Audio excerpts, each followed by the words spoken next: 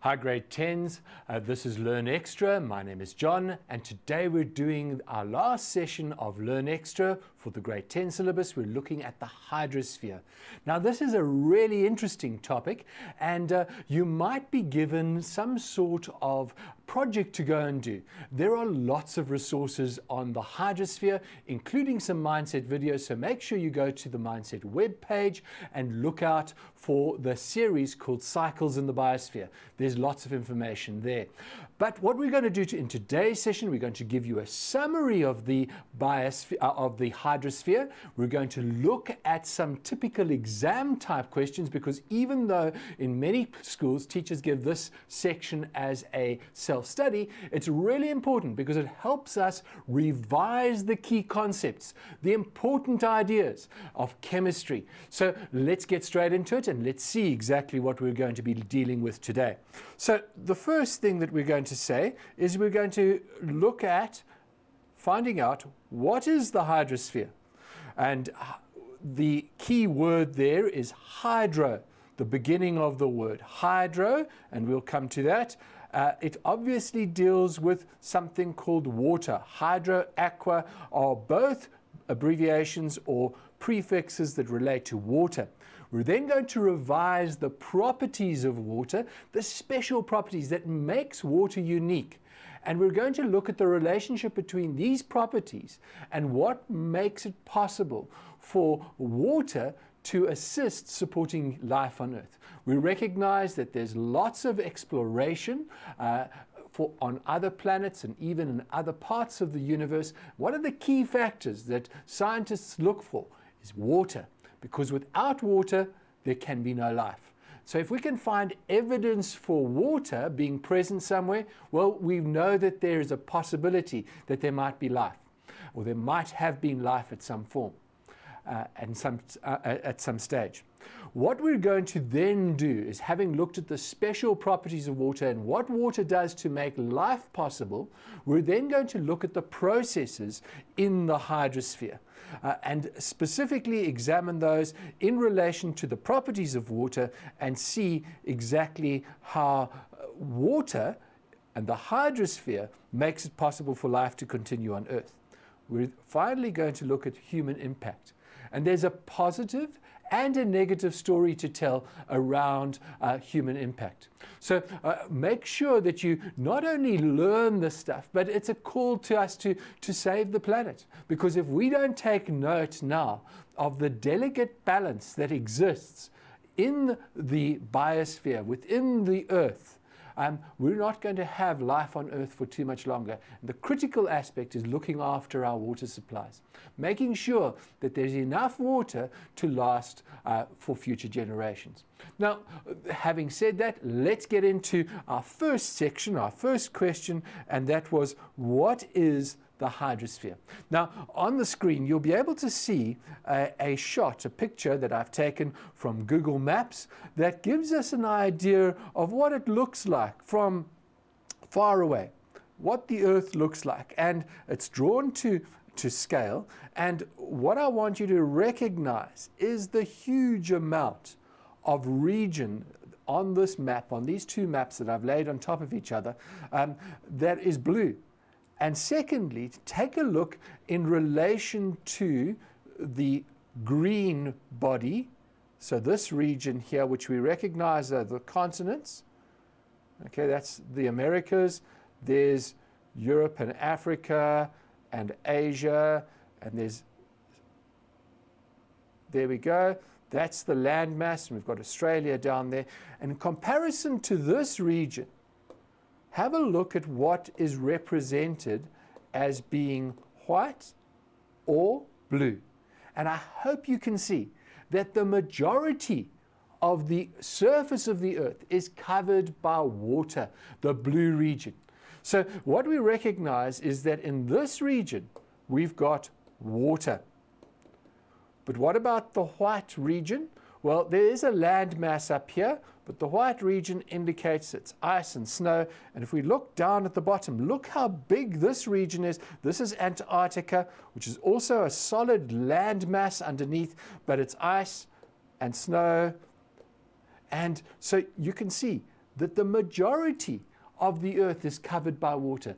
When people travel out into space, they look back, and what do they notice about Earth? They say it's the blue planet, because of this covering that surrounds the Earth of water. And that's exactly what the hydrosphere is. It's the region or the space around the Earth that is made up of water. But now, I don't want you to get the wrong idea. It's not in a separate compartment. It overlaps with other regions in around the Earth, and we can give names to those other regions. You should be familiar with these. The first region, the air pocket that surrounds the Earth, that's called the atmosphere. And then we will get the hydrosphere, the water covering. And I'm then going to put the last one, which is the rocky region, that's called the lithosphere. This is the solid ground. Now, what we recognize is that these overlap and intersect with each other. And so there is an influence from the hydrosphere into the atmosphere and from the hydrosphere into the lithosphere. And where these regions have overlapped and produce conditions that are ideal for life, where they intersect and life exists. Doesn't exist everywhere on Earth. If we go to the upper regions of the atmosphere, not much life happening there. If you go to the depths of the hydrosphere, the deepest trenches in the ocean, you will find very primitive life, and right down at the bottom, no life exists, okay? So within that, if you go into the deep regions of the lithosphere, below the surface of the Earth, again, no life will exist. So there's a region from deep down in the ocean to fairly high in the atmosphere. That band, that pocket, is where life exists, and we give this a name called the biosphere. Without ideal conditions that are existing within the atmosphere, lithosphere, and hydrosphere, we would have no life. And so the biosphere includes all the plants, all the bacteria, the fungi, all the animals. And so it combines everything that makes life possible on Earth. And so there's an interaction between these global systems that make sure that we actually have got the perfect conditions to support life on Earth.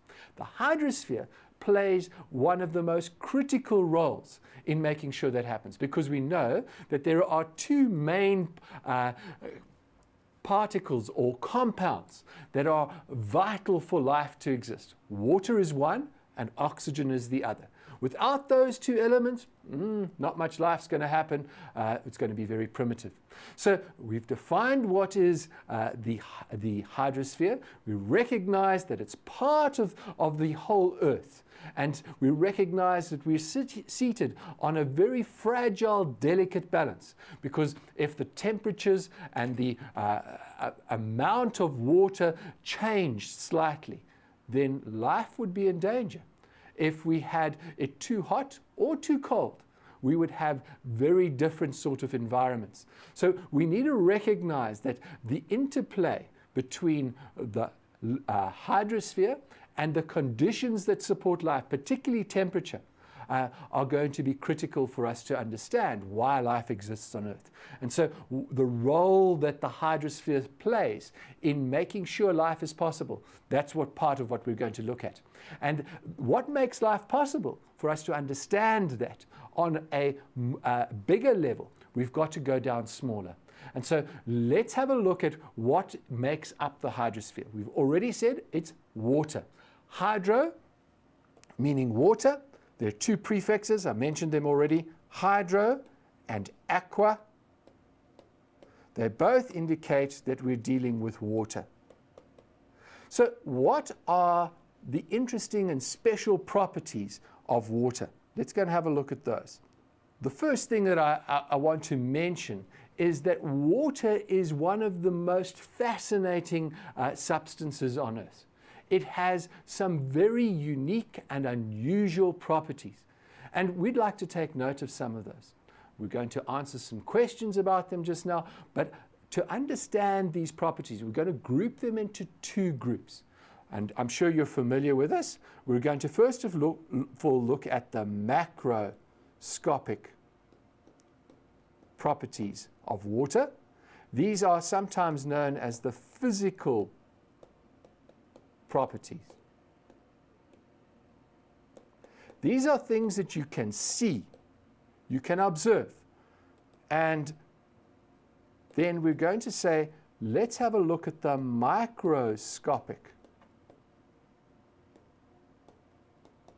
view of water to try and explain what's happening in the real world. So we need to see the link between those two. If we can understand that link, we've really grasped a whole lot of stuff. So what are some of the unusual things about water? Well, where do we start? Let's have a look at some water. The first thing is I've got a beaker here, and we recognize that water exists in different states. On my hand at the moment, I've got a cube of ice, and it's contained over here in the beaker. But what I want you to notice is even as a block like that, the ice cubicles are sticking together. And if I'm really careful, I will see that water is starting to melt. But in a warmer collection of water, this was hot water just now, and I hope you can see two things. The bottom, I've got liquid in it. The temperature of this water at the moment is about 45 degrees. It was boiling, but I hope you can see on the sides of the container, there's a thin mist. What's happened there is the water was so hot, it evaporated, it went into the gas phase, and now it's changed back into tiny little droplets of water. So we've got a picture here that water can exist in three phases. It can exist as a solid, a liquid, and a gas. What's important is for us to recognize that water doesn't melt when it's too cold. It doesn't melt when it's too hot. It melts at an ideal temperature. If it was any hotter, it would have different properties. If it was any colder, it would have different properties as well. So what we recognize is that the first thing that is critical about water, the first thing is that it has a melting point that's 0 degrees Celsius.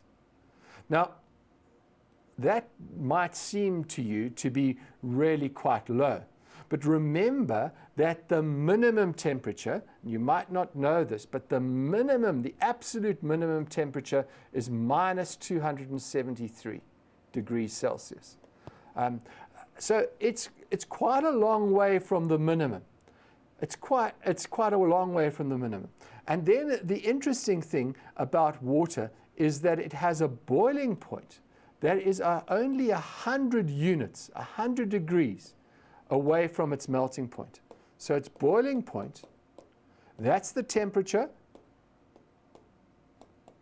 at which water in the liquid phase can no longer exist as long as the atmospheric pressure is 101,3 kilopascals. Okay? We say that's the pressure at sea level. Okay? So the boiling point of water to the melting point of water, 100 degrees. Now, on Earth, the average sort of temperature, we don't want it to be too hot to support life. It needs to be not too extreme, can't be above 50 degrees. Life starts having problems above 50 degrees. We know it gets really hot. 40 degrees, desert regions, not much exists. We don't want it to be too cold, like minus 40 degrees. Now, in South Africa, our sort of average sort of temperature that's comfortable is about 20 degrees. And some places of the world, it's 15 degrees. But somewhere between 15 and 30 degrees, people are happy. Animals are happy. Plants are happy. And I hope you can see that at that temperature, and I'm going to just call it 15 degrees Celsius, what do we know? It's between the melting point and the boiling point, water exists as a liquid. If water was a solid at 15 degrees, we would have a huge problem. Remember that we, as human beings, our body is mainly made up of water. So can you imagine, at 15 degrees, everything would clog up. The blood in our veins would no longer, and our arteries would no longer flow. We wouldn't be able to think. The nervous impulses wouldn't work. So it's a good thing that we're able to regulate our temperature, keep our body temperature at about 33 degrees, and that temperature is when water is a liquid. That makes it possible for us to exist. If water was a solid at 40 degrees, well, we wouldn't exist. We wouldn't be able to survive. So the critical thing here, water has a relatively high melting point, okay, but it's not too high, and it has a relatively low boiling point in comparison to its melting point. And even that temperature isn't too high. And that's also critical, because remember, to get water to change from a liquid to a gas, for it all to change from a liquid to a gas, we don't want that to be a very energy intensive process. We want water to be able to change from solid to liquid to gas very easily. And so that's why water has got this amazing property. Now, I want to show you one other really interesting property of water, and I'm going to use my two beakers here. I've got hot water, and I've got solid water, and I'm going to put the solid ice cube into the liquid. And I'm not sure if you can see, but I hope you can, and you can try it for yourself at home. It's something that you will have seen often, that the solid still stays, it's starting to melt, but it's not sinking to the bottom. Now, if I put any other solid into water or any other liquid, usually the solid would be more dense. It would sink. Water as a solid has this unusual property. It's a very unusual property that water as a solid is less dense than water as a liquid. What does that mean? It means if I take the same volume of water, okay? If I take the same mass of water, let's deal with the mass. If I take the same mass of water, the volume of water as a solid, as ice, will be greater than the volume of water as a liquid. Let me explain that to you. So, very interesting, related to the phase, the density of water is unique.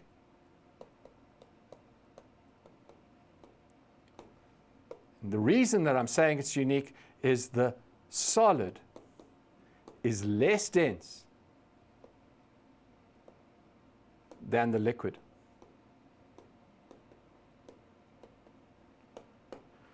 Now, if this wasn't the case, we would be in trouble. We would be in serious trouble, because let's just go back to those large regions on the map that we saw just now. Did you see how much of this was ice? And particularly up in this region here, and some of this region here, where we get ice floating on water. Now, if ice sank, then water would have to freeze from the bottom up. What would happen to the fish? What would happen to the life in the sea? Wouldn't exist. We'd have a problem. So we recognize that this is critical, a critical property of water, and it's unusual. We'll try and explain it in a minute as we go and have a look at the macroscopic properties of water. Now, one of the other things about water that I think is almost unique is that water has the special property of being able to stick together. And I think I can show it to you here. if you have a look in the beaker, it's not that clear, but go and have a look in a glass yourself. You'll see that the water on the side here is trying to climb the edge. If you use a narrower beaker, you will actually see it dipping down. Now, what do we call that? We say that water has a high surface tension. And in fact, if you take very carefully, take a small piece of metal, you can actually allow it to float, or paper, allow it to float on water. It will float because the water forms a skin that will support some objects floating on it, even though they're more dense than it. The other thing there, the creeping up on the side, we say that water can stick. It has strong forces of adhesion. Now let me explain what that means. It means that water sticks to other substances, particularly glass, to other surfaces. So we get a sense that water will climb up glass. And we can see that when we put water into a narrow little test tube or something, what you will recognize, go and have a look at it, water has a skin surface that looks something like that. It's not a very good drawing, but let me see if I can draw it again, make it a little clearer. It's not as exaggerated as that, but it's a curved surface at the top. And that curved surface, that's called the meniscus. And it's important when we're doing science and we're taking readings of volumes of water, then what we need to do is to measure the volume on our measuring cylinder or on our pipette or on our burette at the bottom of the meniscus. So be aware of this ability of water to climb up a surface. The other thing that we are very familiar is that water has strong forces of cohesion. There are strong forces of cohesion. Cohesion, water doesn't only stick to other surfaces, water sticks to itself. Where do we see it? Well, we see it when we watch droplets forming. We can see, if you pour some water out, I'm going to try and do it, see if I can get a little bit of water falling from the one beaker to the other beaker, and hopefully you can see it forms little droplets as it's dropping from the one to the other. Now, you can see that in your everyday life. When you're walking in the rain, you'll see the rain droplets falling on the windscreen of a car. But why do they form these droplets? Well, the water sticks together. So these are some of the special properties of water. And the example of cohesion, droplets. Just want to mention that. So why does this happen? Well, that's to do with the microscopic view of water. And you know what? I want you to just take a short break, and straight after the break, we're going to go and zoom in and see what's happening at that microscopic level to explain some of these physical properties. We'll be back straight after this break. Welcome back, grade 10s. We're dealing today with the topic of the hydrosphere. And we're beginning to see that this is an incredibly important region on Earth that helps life exist here on Earth. And in fact, the reason that we have life is probably mainly due to the fact that we've got this amazing stuff called water that has got incredibly important properties. It's very different chemically to other stuff that is similar to it. and we'll look at that. We've already looked at some examples of the properties of water, and specifically some examples of the macroscopic properties. Let's just run through those. We said that we've got macroscopic properties, the ones that we can see, and we're going to explain them very shortly in terms of the microscopic. We've said that water has specific boiling points and melting points, and that it is unusual that it is a liquid at this temperature. If we had to look at another substance that is of similar mass and size to water, the water molecule, something like H2S, hydrogen sulfide, we know that that's a gas. Doesn't have the same range. It is a gas at room temperature, whereas water, which is lighter, actually is a liquid, which is unusual. Mostly, when we have smaller molecules, they should be gases first. But H2S and the others are heavier, and they are gases. So what's happening? We take a look at something like ammonia. Ammonia has a bigger mass than water. But what do we know about it? We recognized, ammonia is similar to water. It's 17 grams per mole. Water is 18 grams per mole. But ammonia is a gas at room temperature. This is strange. We're having to explain why that is. We'll look at the macroscopic properties just now. Water, almost unique in that the solid is less dense than the liquid. When it freezes, it expands. Water has an unusually high surface tension. It has strong forces of adhesion. It sticks to glass and other surfaces. We can see that in a meniscus forming. We can also see it in something called capillary action. We call it capillary action, where if you take a very thin tube, smaller than a straw, and you dip it into water, the water will slowly start to climb up that tube. Really interesting to see. Why is it happening? Because water sticks to itself and it sticks to the surface. So we've got forces of cohesion, the formation of droplets. The other interesting thing about water, and it's really important for us to know, physical property. Water is a universal solvent. It dissolves almost anything. So we say water is a very good solvent, is a very good solvent, almost universal. Remember, a solvent is the substance that dissolves. We can dissolve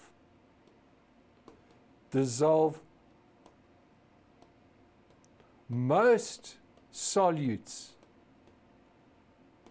the solid or gases in water. There are some that don't dissolve or don't dissolve very well, but water is a very important solvent. In fact, if water didn't dissolve certain things, well, we would be in trouble. We know that we get our proteins from nitrates, and nitrates get into plants from the dissolved action of water. So we can't absorb nitrogen, even though it's in the atmosphere, to get into our bodies. We've got to eat plants, we've got to eat meat to get proteins.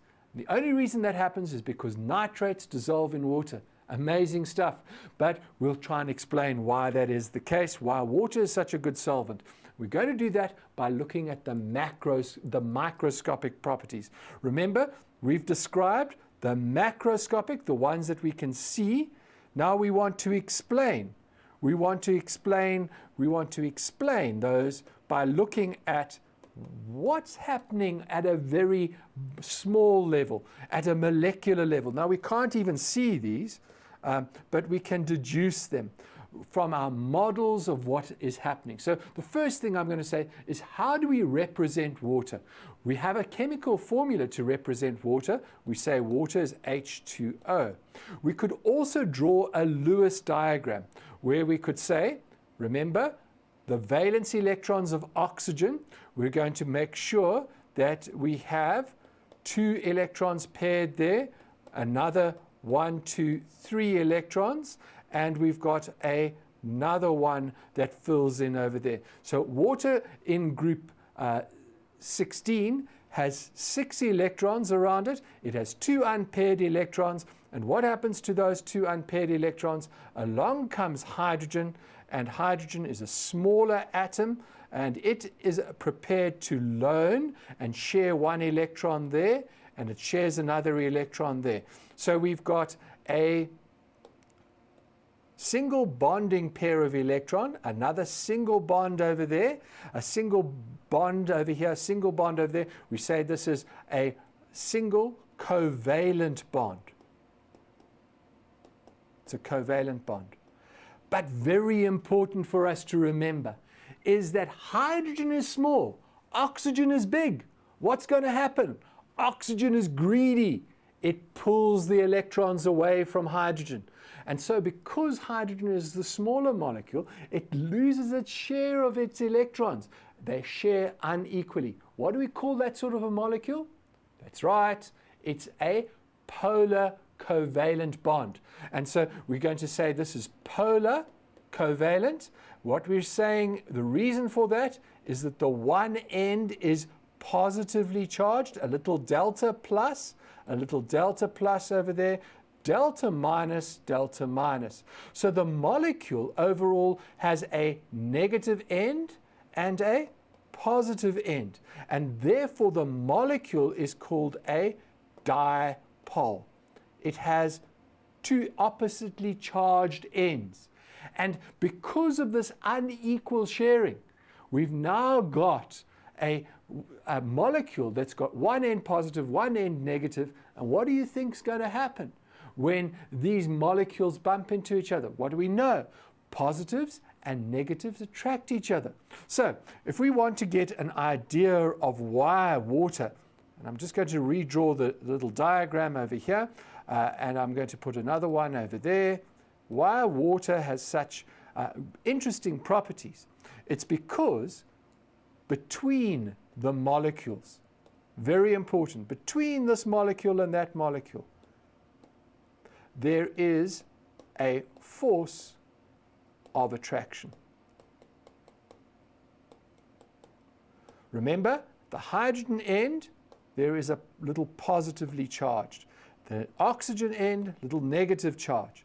And so there's a force of attraction. We say this is an intermolecular, between molecules, force. And you know what? It's these intermolecular forces that give water the majority of its special properties. Now, we could go into the reason why these intermolecular forces are particularly strong in water. And in fact, they're given a special name.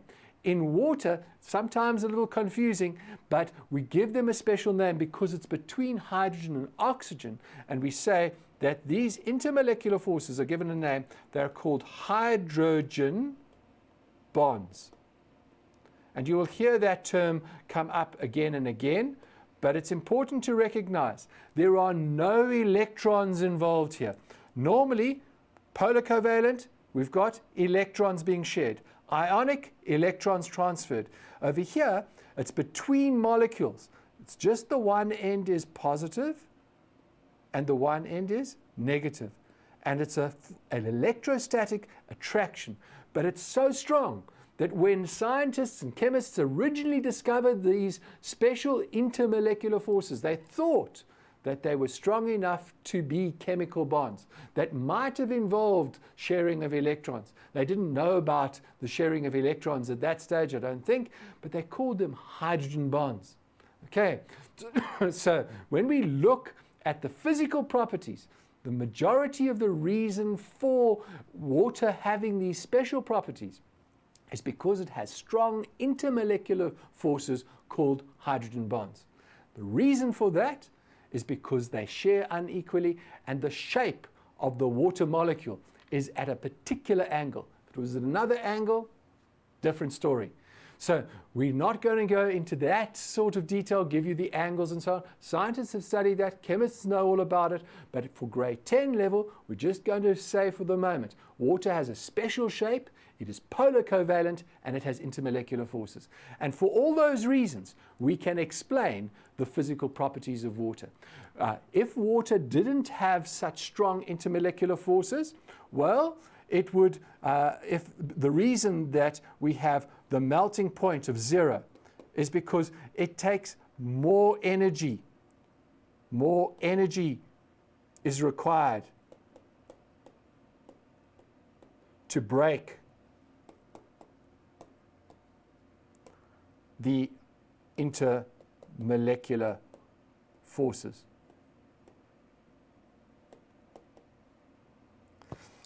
And yet, water has a boiling point of 100. What this means is that those intermolecular forces, they require a certain energy. And when they get to a point, they're all able to break quite quickly. And that's why water doesn't have a boiling point of like 200 or 300, because those forces are not as strong as chemical bonds.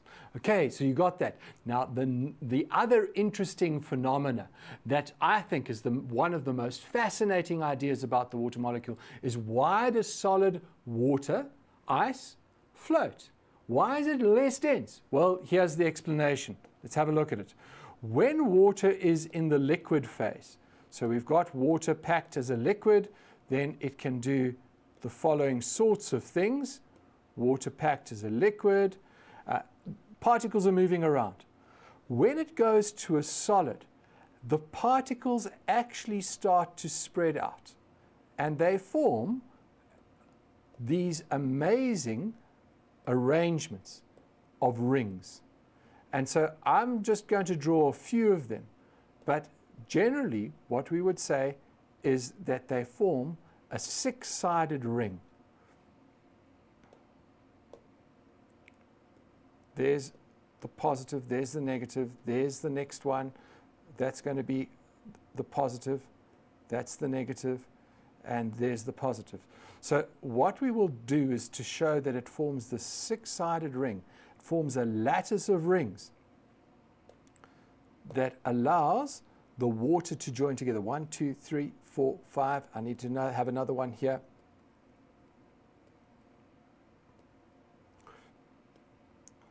Fill it in.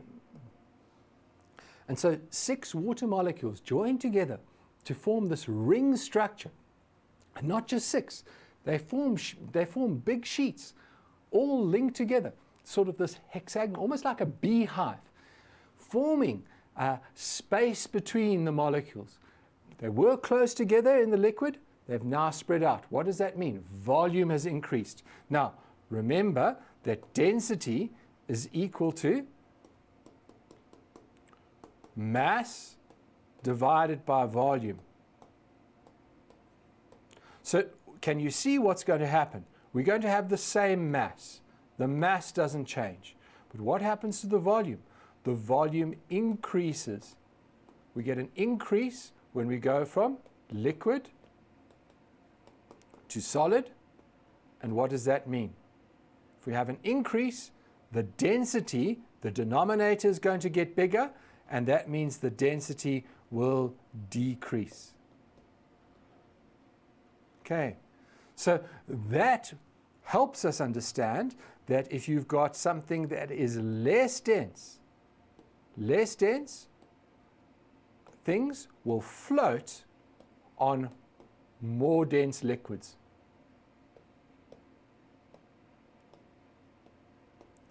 And you can test that out. The reason that ice floats in water is because its density is less. The density of ice is less than the density of liquid water. Okay, really important that we know that. Right, I think it's time for us to just do a couple of quick questions so that we can wrap this idea up of the physical properties. You can check yourself. Let's go through them now. So, question number 1. It says macroscopic properties are physical properties that can be seen. Very important physical properties that water is a liquid. So we've got between those temperatures. Identify each of the other physical properties of water by giving the correct term for each description below. So the first one, the skin formed by intermolecular forces acting between water molecules on the surface of the water. The molecules of the surface are only attracted to the molecules below. So it forms the skin, they are attracted to the molecules below, and it really helps the water form the meniscus that we spoke about. Well, what do we call that? We call it surface tension. Water has a high surface tension. The forces that hold water molecules together, that's to themselves, that is cohesion. So to cohese, to cohabitate, live together. To cohese, to be cohesive, means to form a bond. You have things that are not cohesive. They separate. Cohesive means to join together. So what about the next one? Forces that allow water to adhere, that means stick to other substance. Well, they are going to be called forces of adhesion. So this is water to water, and this is water to a surface.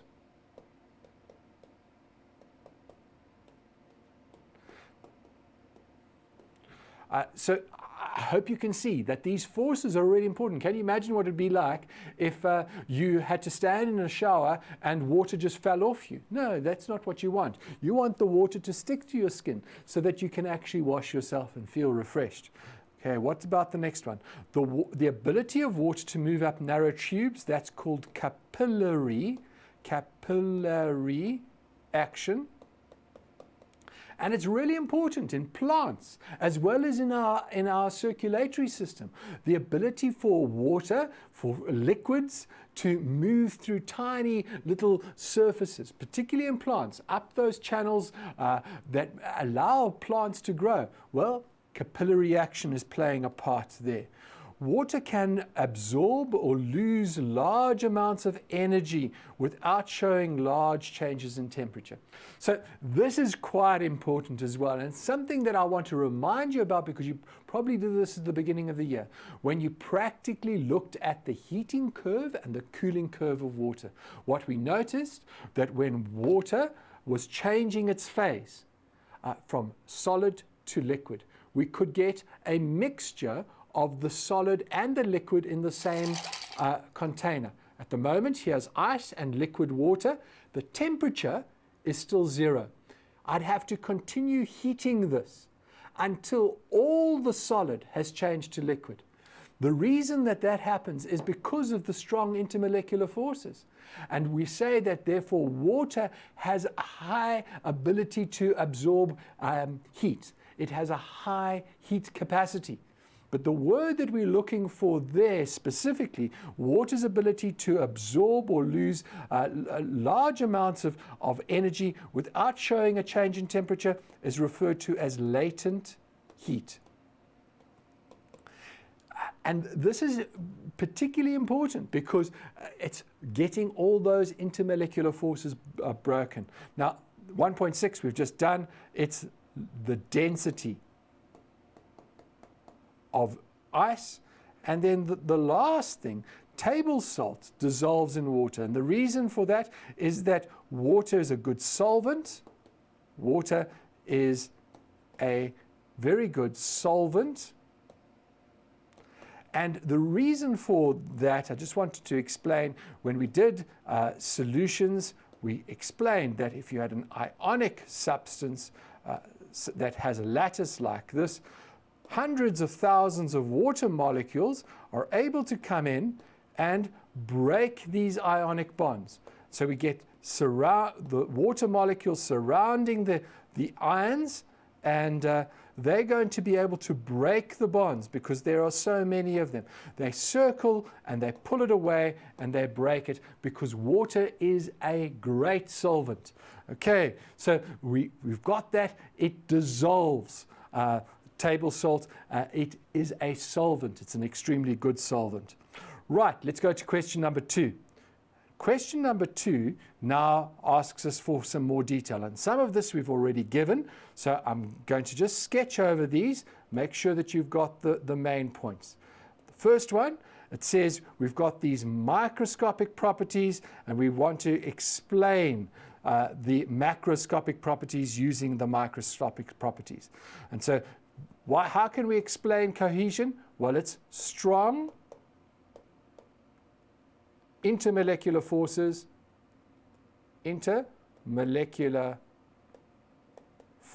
or hydrogen bonds. The reason for that is that water is a polar molecule. It has it's a dipole. It has strong polar covalent bonds between the hydrogen and the oxygen, as we've explained. Again, high surface tension, again because of strong intermolecular forces. Now you might see somebody abbreviating that to IMF. That's an accepted abbreviation. Although it's better to write it out, we can also put in brackets hydrogen bonds. In this case, water forms a skin on the surface. And because it's got the skin, it traps water, the liquid below, and prevents evaporation. High heat capacity of water, again, that's because it's strong intermolecular forces, and its ability to dissolve ionic substances because water is a polar molecule. It's a polar molecule, and so is attracted to the ions, and we get the ions hydrated by the water molecules that surround them in a pattern like we've shown already. Okay, I think it's time to take a short break. After the break, we'll be coming to look at the processes that are taking place in the environment that are dependent on these physical properties. We'll be back straight after the break. Hi guys, let's get going now. We're dealing with the hydrosphere. Really important that we've understood where the hydrosphere is, that it's the region of around Earth that contains water. It contains water in all its forms, in its solid, liquid, and gaseous form. And we mentioned that these forms around the Earth are known as the reservoirs of water. They're the sources of where we get our water from. Now, for life to exist, we need this stuff. And the reason that it exists and helps us maintain life is because there are many important global processes that regulate the temperature on the Earth, the conditions to make life possible. And we need to examine these big processes. And the main process involved in that is known as the water cycle. Now, I know you've looked at the water cycle before, but let's just run over it to make sure that we've got it all sorted out. And so the first thing that we're going to say, processes in the hydrosphere, we recognize that the water cycle is going to overlap with other parts of the Earth. And I want us to take the cycle through very carefully. So I'm going to start by illustrating at a particular point. Let's take the sea over there, and we're going to look at the interaction between the liquid water, water in the oceans, and water in fresh rivers and in springs, and what happens to that and the atmosphere. Well, the first process that I think you can see that's happening over here is evaporation. Now, this is really important, because if we didn't have evaporation, then we would be left with water staying in its liquid form until it reached boiling point. Now, we would never get rain then. So what we've got to recognize is that water changes from solid to liquid at its melting point. We call that process melting. But from liquid back to solid, that happens, melting and freezing, that happens at 0 degrees Celsius. We recognize that liquid to gas,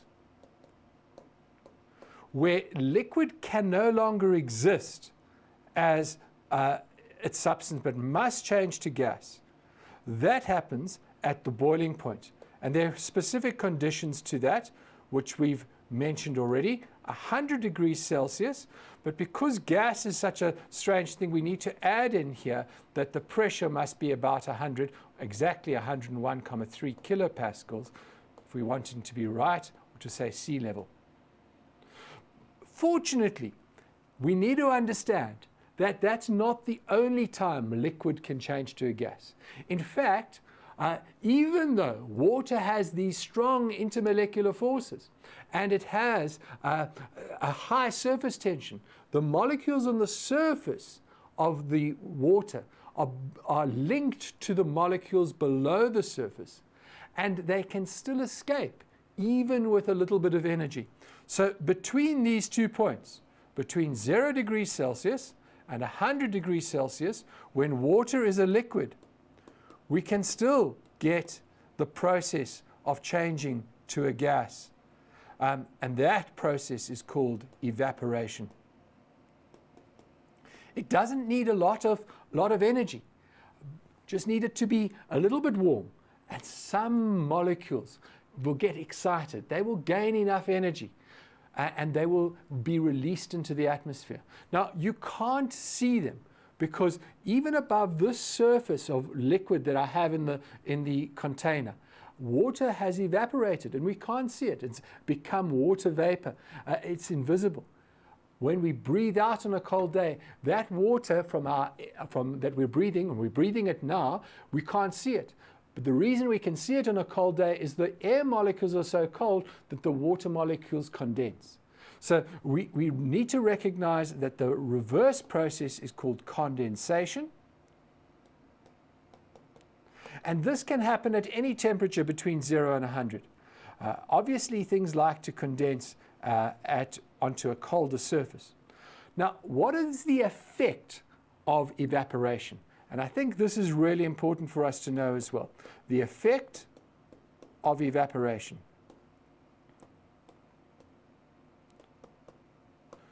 First of all, we need some energy to get the molecules excited. So to get molecules moving. Remember, the more molecules move, the increased kinetic energy they will have, or they will have more kinetic energy. If we add energy to them, they'll move faster. The higher the average kinetic energy of a group of molecules is, we measure that as their temperature. So what happens if we start to heat a container of water like this? We put a little flame underneath it. The average kinetic energy of all the molecules in here will start to increase. And they will vibrate faster and faster. And initially what will happen, first of all the ice molecules, all the particles that are as ice, they will separate and the temperature won't increase anymore because we're breaking those bonds between those hydrogen bonds. And when it gets to 0, just above 0, what's going to happen? You carry on heating it. Some of those molecules are going to jump out from being liquid and they're going to go gas. The fastest moving ones. If we remove all the fast moving ones, what's going to happen to the average? Well, if we take away the top 5%, what's going to happen? The average is going to decrease. And so I need you to understand that if we have them moving fast and then we remove, because they escape, the fastest molecules, they evaporate. What happens? The average kinetic energy decreases. I'm using K for kinetic energy. The average kinetic energy decreases, and that means that the temperature decreases. Now, you can experience this. We don't have to explain it in terms of molecular form. I have used the idea of a molecule, and we've looked at the microscopic view and explained it in words, but you can experience it for yourself. If you take a piece of cloth, like a hanky, dip it in some water and put it around your skin. Just lay it on your skin and go and stand in a hot day. What you'll find is that the water will evaporate from the skin, from the cloth, and your skin will feel cool. We do this. People all around the world. Some people have goat skins bags to keep their water in, and they hang them in trees in very hot climates. The wind blows, evaporates some of the outside of the water. Those skin bags lose some water. They keep them moist, but the inside of the skin, the water stays cold. Delightful to drink. People that are on trucks, they hang them out of the window, keep them wet, and the wind blowing over them increases the evaporation. Evaporation has a cooling effect. We know this as well, and that's the reason why we perspire. If it gets too hot, our body secretes water. The water evaporates from our skin and cools us down, regulates our temperature. So if water didn't have the ability to evaporate, we would be in trouble, we would overheat. And if water didn't evaporate easily from the sea and from the rivers and the dams, we wouldn't get water into the atmosphere. It's a good thing it gets into the atmosphere, because in the atmosphere, what's the next process? The next process is condensation. Now, remember, energy was required for evaporation, but what happens when we get condensation is that energy is released. And the reason for that is that the particles, the molecules, join together or get closer together. They get closer together, and they form these intermolecular forces. And in that process, there's a release of energy. They don't have to move so fast anymore, because they're joined to somebody else. And they therefore have less kinetic energy. They release it into the environment. Whereas where we had evaporation, we needed to absorb energy. Condensation, we release energy. So the one process, the one that needs energy, absorbs energy, takes it in, we know that is endothermic. Endo, meaning taking in. And the one that gives out energy is exothermic. Now, these terms, we'll come across them again, but I think it's just important just to hang a tag on them so that you know when we give out energy, that's exothermic. When we absorb energy, it's endothermic. Okay, I think we've covered what happens in this process in the atmosphere.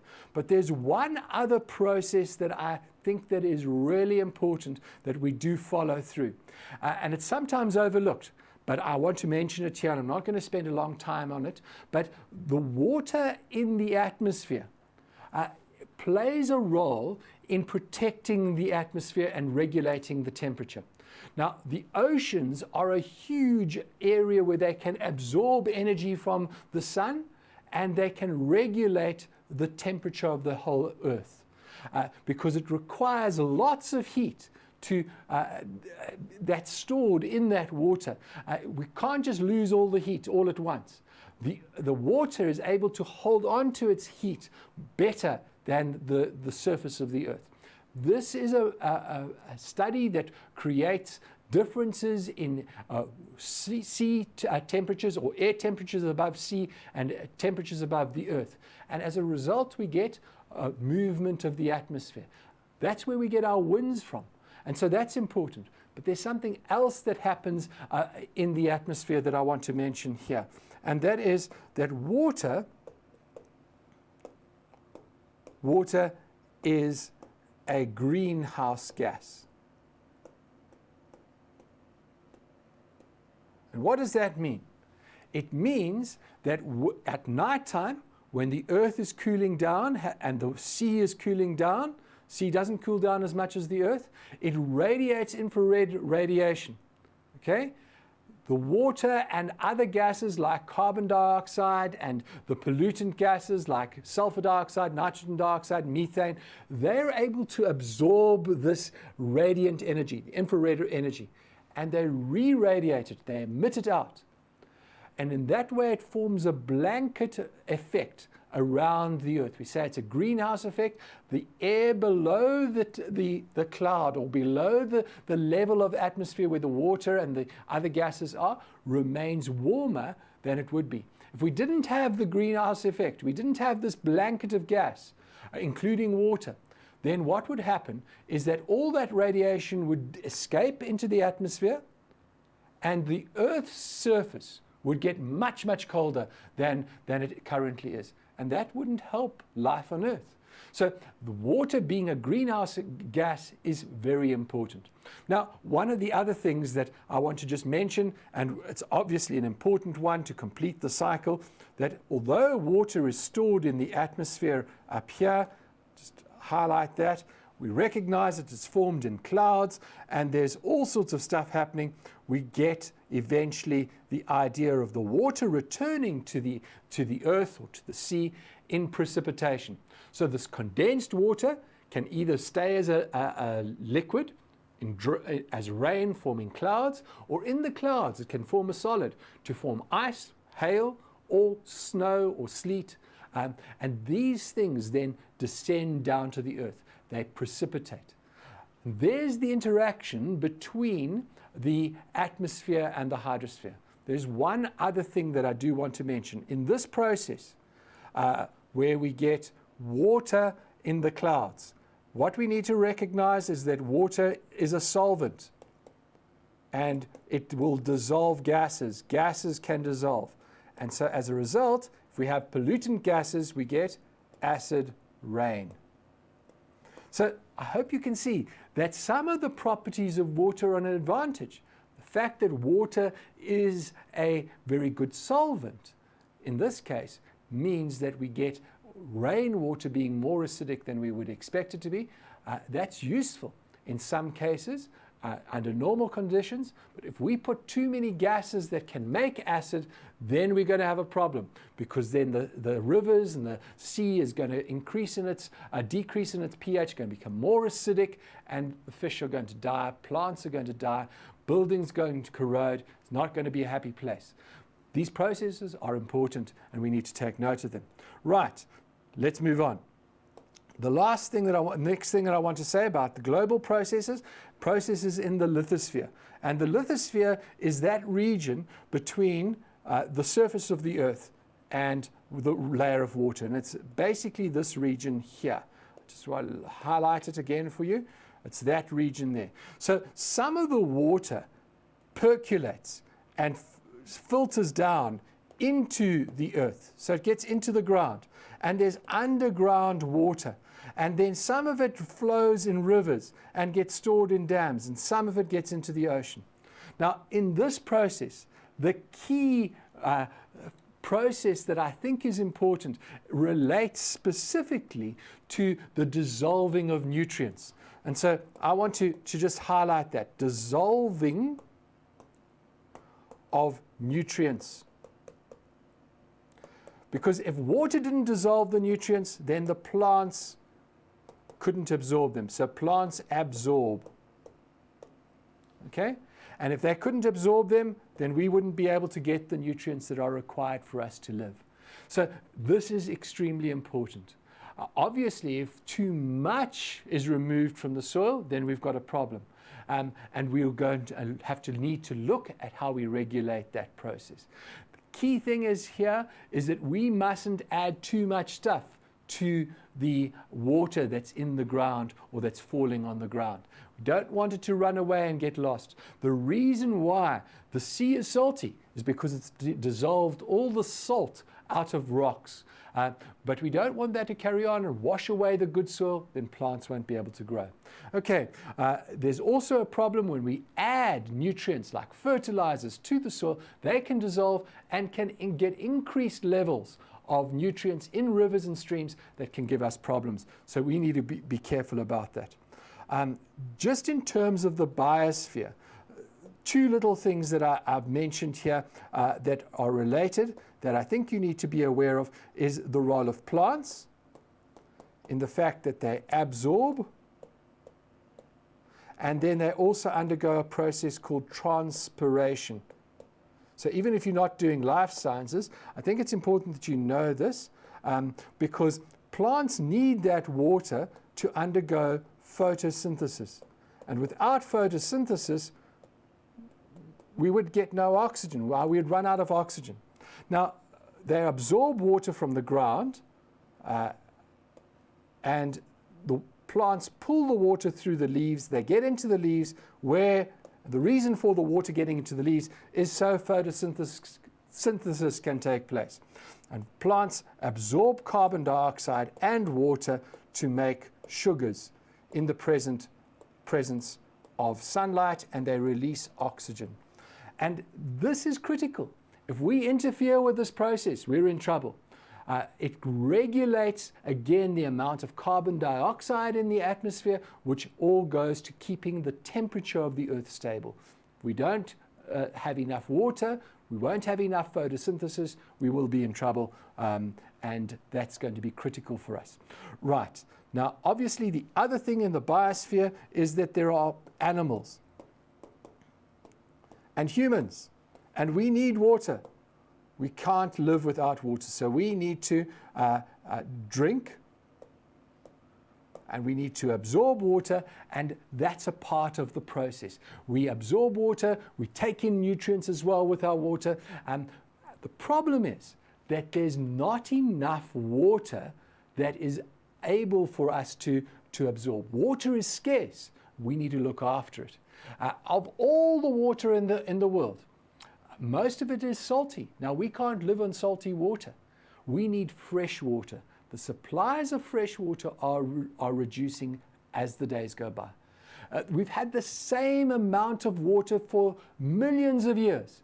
That water is just going through a process of recycling. In fact, the water that I've got here may at one stage have been drunk by dinosaurs. But today it's in the liquid form. Some of that water is trapped in the ice of the Antarctic, but it's been around for millions and millions of years. What we need to do is to make sure that we look after the water that we've got. Mustn't pollute it. We're coming on to that in our next section.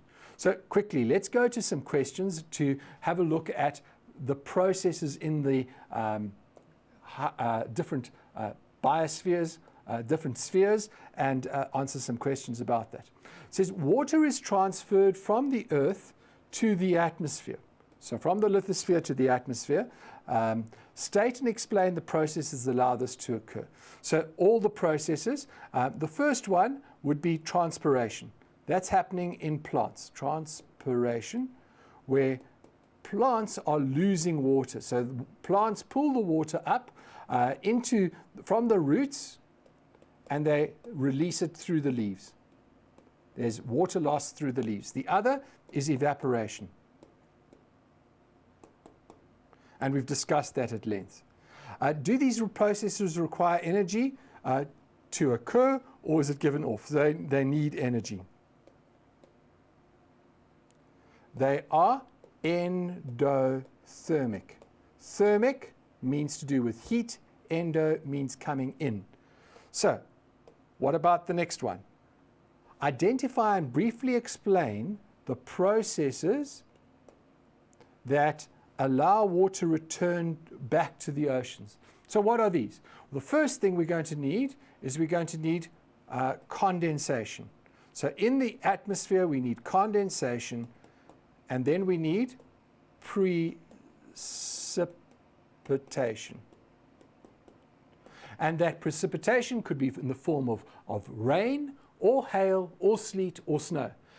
They're all forms of precipitation. So the water in the atmosphere needs to condense, usually condenses to make clouds, condenses on a seed or a dust particle. Water sticks together, the forces of cohesion appear. That's why clouds form. Without clouds, we wouldn't get rain. We'd lose all the water that would stay up in the atmosphere. Cohesion makes sure it sticks together. Then it precipitates because it gets bigger and bigger and bigger, stays together as a droplet, and it falls back to the earth. Now, the next part, identify the processes in the water cycle that give off energy. Well, condensation is one, and particularly we'd say that in the formation of droplets, but snow and hail. And they always say that you know that it's going to hail or snow because suddenly the temperature gets cold first and then it increases. And that's because we've got a release of energy. And it's also because of the fact that water has a particularly high latent heat. But we're coming on to that. So it says the water cycle requires energy. Where does it get this from? Well, originally it comes from the sun. The sun heats the earth, and it also heats the oceans. So that's where the energy, this stores energy, this stores heat, but the main source of energy is the sun. So the heat involved in the water cycle is referred to as latent heat. What does that mean? Remember, latent heat is the energy that is required or released when there is a change of phase. So it's about the change of phase. And there's not going to be an increased temperature because of this latent heat. Water is able to absorb or release without big temperature fluctuations. And that's why water has got this amazing capacity to stabilize and to keep the earth as cool as it is. Without it, earth would be hot and it wouldn't have life as we know it. Right. What about our impact? We've got a few minutes to deal with these. Guys, this is something that you've got to go and think about. You've got to get into your, not only into your mind, you've got to get it into your heart as well. Because we've got a fragile system. And we need to do something about it. Our big problems on Earth, we've got a limited amount of water, but there are many sources of pollution. As simple as those from littering, because if we drop something on the floor, it lands up in the rivers, to chemical pollution from factories, and we need to look after our water. We don't want to waste it. It's also from agriculture. So there are lots of sources of pollution, and we just need to be conscious of these and try and make a difference. Clean up the area around us, make sure that water is clean. We don't want to be leaving a world where people just have to drink from bottled water. We must keep our water clean. There's not a lot of safe water around because at the moment we've got problems with water. When we have pollution in them, we also allow spread of diseases. And there's a whole list of diseases when water is not safe. Unsafe water allows unsafe water allows diseases to spread. That's where sewage gets dumped into water and you get things like cholera and dysentery, and there are a whole lot of others. Please guys, let's look after our water, make sure that we don't waste it. The other aspect of our impact on the cycle of water on the hydrosphere is when we cut down and there's deforestation. Deforestation, and we don't protect wetlands. Wetlands are ideal systems to naturally filter out pollutants. But if we go and build things on the wetlands and we don't look after the wetlands and we break down the trees that allow the topsoil to be washed into the rivers, we're not looking after things. So guys, we've got to do something. We've got to conserve water. South Africa particularly is a very dry place. So what are we going to do? What are you going to do? Let's think about conserving, not wasting, conserving water. Okay? We need to not pollute. We need to turn off the dripping tap. We need to be careful to collect water. Okay? In some places they've got rainwater collection systems, but we need to make safe for our own safety as well, is that we need to purify. In some cases, make sure that our water is clean and purify. And these are actions that people are taking. They are filtering water, they're adding to it, they're using processes to make sure that the water is safe to drink. If you're drinking water from a river, make sure you boil it, make sure that it's treated, that you don't get sick. Because if it doesn't, you're likely to. If you don't do that, you're likely to get sick. So there are a whole lot of things that we've got to do to make sure that we can still have enough water to live on. Right. We've got a few more minutes, so let's look at some typical questions on our impact, human impact, and things that we can do. Here we go. Agriculture and industry release toxic chemicals into water sources, causing contamination. Important words. Sewage and fertilizers may seep into rivers of groundwater and cause eutrophication. That's a really big word. What does it mean? Well, it means this. When we've added specifically, there are two guilty parties, nitrates and phosphates are components of both sewage and fertilizers. When these increase in streams, if they increase, then what happens is that we get algae going bananas. They love these nutrients and they're going to grow quickly. They're going to grow very quickly. We call it an algae bloom. Okay? So they're using up all these things. They can't grow fast enough. And because the algae bloom, they also take up oxygen from the water. Now, what happens is that they bloom, but then they die. So they die. And so you've got dead algae floating in the water, and that sits on the surface, and it traps, reduces the amount of oxygen. So oxygen decreases, and if oxygen decreases, what's going to happen to the animals? We get animals, fish, aquatic life, they die. So you get a dead river. Not very nice. So we need to make sure that we deal with sewage and we deal with fertilizers safely. We need to make sure we don't put excessive fertilizer on the soil. We need to make sure that we don't have latrines and regions of sewage going into river systems. And this is something that I know the Department of Water Affairs is dealing with, and they're making every effort to improve the situation. But it's critical, guys. We can't allow our water system to be destroyed. Last thing, here we go. Here's another nice chemistry question. It says the following thing. Water dissolves many dissolved substances. Peter found a water sample. You can test water and find different ions. He found high concentration, high number of ions of calcium and magnesium. What is the correct term used for this water? Now, this water isn't very pleasant to drink. It's not great water. It's called hard water. We get it in some parts of the country. What are the formula for the ions? Well, the calcium ion is Ca2+, magnesium ion Mg2+.